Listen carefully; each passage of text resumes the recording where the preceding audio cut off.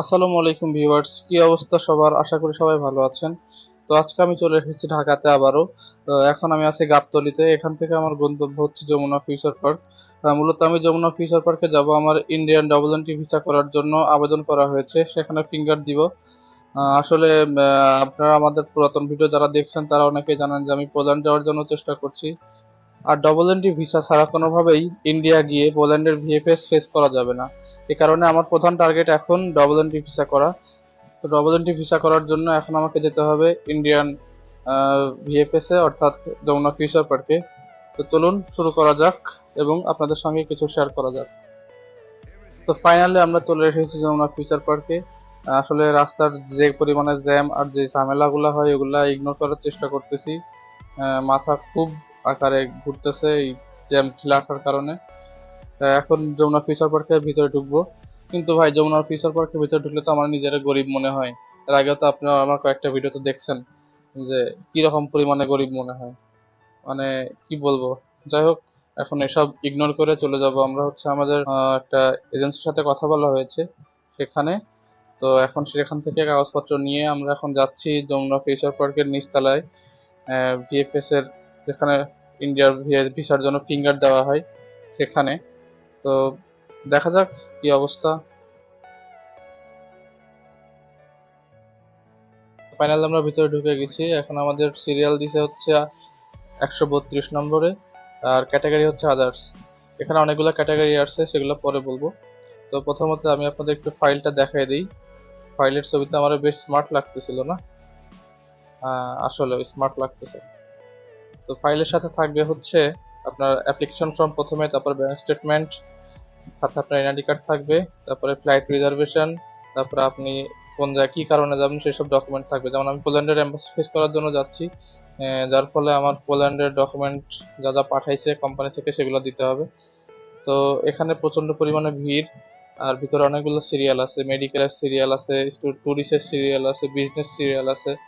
আমারটা হচ্ছে আদার্স। এখানে ড্যাশবোর্ডে সবগুলো সিরিয়ালের কলিং নাম্বার দেওয়া থাকে। যেমন আমার 132 নম্বর সিরিয়ালটা দেওয়া আছে এখানে।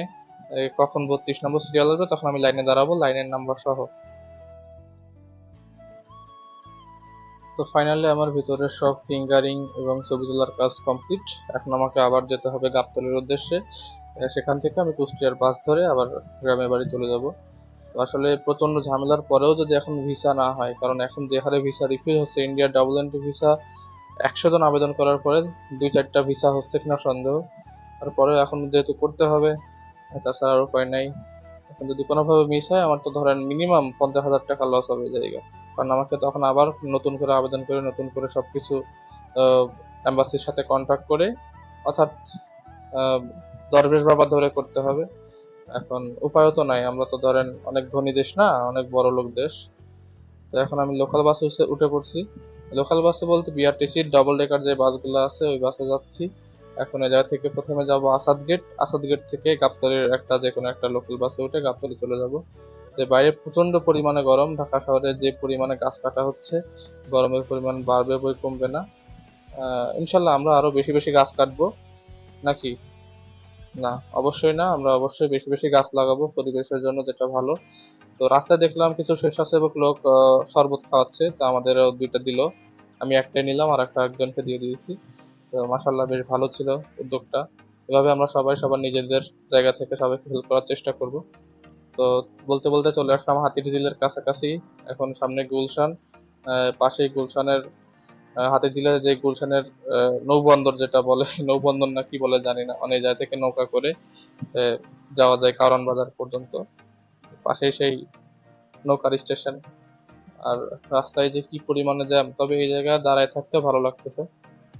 তো সামনে এখন দেখলাম যে বাংলাদেশে যে কৃত্রিম উপায়ে যে পানি স্প্রে করা হয়, নাকি কি বলে ওইটারে, এই যে ধরেন সাংবাদিকরা যেটারে বলে যে অসময়ে ঢাকায় বৃষ্টি, আমি তো আর এরকম বলতে পারতেছি না ওরা কিরকম বলে, কোন বিবেকে বলে।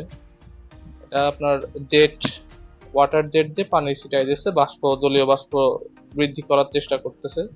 একটা ভালো উদ্যোগ, পরিবেশটা কিছুক্ষণের জন্য হলেও ঠান্ডা হয়। তো যাই হোক, এই জায়গা অলরেডি 2-3 জন সাংবাদিক ওই ভিজে ভিজেই ভিডিও করতেছে আর সাক্ষাৎকার নিচ্ছে লোকজনের, অনেক কিছু বলার নাই। যাই হোক, ভিসা হলে আপনাদের অবশ্যই জানাবো। আর পরবর্তী আপডেটের জন্য সঙ্গেই থাকুন, কারণ আমরা ভিসা হোক বা না হোক সেটাও জানাবো। আর ভিসা হলে তো অবশ্যই ইন্ডিয়া যাওয়ার সময় ভিডিও করব, তো সেগুলো আপনাদের সঙ্গে শেয়ার করব। আজকের মতো আল্লাহ হাফেজ।